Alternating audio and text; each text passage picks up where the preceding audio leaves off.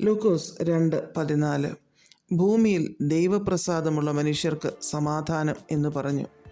യേശുക്കുഞ്ഞ് ജനിച്ചപ്പോൾ കർത്താവിൻ്റെ ദൂതൻ രാത്രിയിൽ ആട്ടിൻകൂട്ടത്തെ കാവൽ കാത്ത് വെളിയിൽ പാർത്തിരുന്ന ഇടയന്മാർക്ക് പ്രത്യക്ഷനായി. ദൈവപുത്രൻ്റെ ജനനത്തെപ്പറ്റി അറിയിച്ചു. അത് പറഞ്ഞപ്പോൾ സ്വർഗീയ സൈന്യത്തിൻ്റെ ഒരു സംഘം ദൂതനോട് ചേർന്ന് ദൈവത്തെ പുകഴ്ത്തിയപ്പോൾ പറഞ്ഞതാണ്, അത്യുന്നതങ്ങളിൽ ദൈവത്തിന് മഹത്വം, ഭൂമിയിൽ ദൈവപ്രസാദമുള്ള മനുഷ്യർക്ക് സമാധാനമെന്ന്. ദൈവം പ്രസാദിക്കുന്ന മനുഷ്യർ, ദൈവത്തിൻ്റെ പ്രസാദം ആരിൽ വസിക്കുന്നുവോ അവർക്ക് സമാധാനം എന്ന് പറഞ്ഞിരിക്കുന്നു. ദൈവപുത്രനായ യേശുവിനെ കർത്താവും രക്ഷിതാവുമായി സ്വീകരിക്കുന്നവർക്ക് ദൈവം സമാധാനം നൽകുന്നു.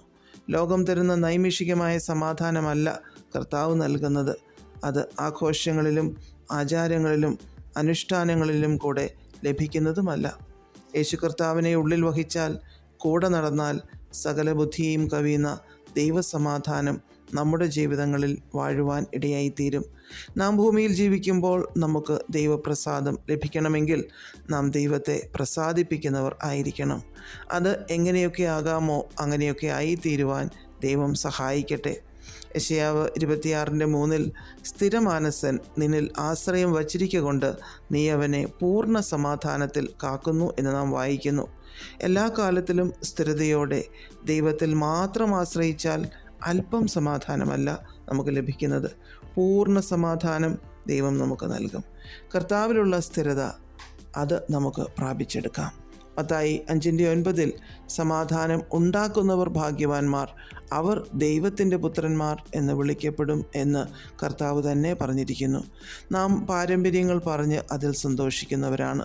നമ്മുടെ സ്വർഗീയ പിതാവ് സമാധാന പ്രഭു ആയതുകൊണ്ട് ആ പിതാവിൻ്റെ മക്കളായ നാം സമാധാനം ഉണ്ടാക്കുന്നവർ ആയിരിക്കുകയും അത് മുഖാന്തരം നമ്മുടെ പിതാവിൻ്റെ മഹത്വം ലോകത്തിന് വെളിപ്പെടുകയും ചെയ്യുന്നതായി തീരട്ടെ. ഒരു വ്യക്തി നന്മ ചെയ്യുമ്പോൾ ആ കുടുംബവും മാതാപിതാക്കളുമൊക്കെ പ്രശംസിക്കപ്പെടുന്നു. നാം സമാധാന പ്രിയർ ആകുമ്പോൾ നമ്മുടെ സ്വർഗീയ പിതാവ് പ്രശംസിക്കപ്പെടുകയും അതിലൂടെ ദൈവപ്രസാദം നമ്മിലേക്ക് ഒഴുകുകയും ചെയ്യും.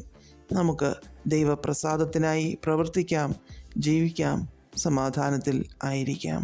പ്രാർത്ഥിക്കാം. പ്രിയ പിതാവേ, അങ്ങ് തരുന്ന സമാധാനം പ്രാപിച്ചെടുക്കത്തക്ക രീതിയിൽ ഞങ്ങൾ ജീവിക്കുവാൻ ഞങ്ങളെ സഹായിക്കണമേ. യേശു ക്രിസ്തുവിൻ്റെ നാമത്തിൽ ആമേൻ. God bless us all.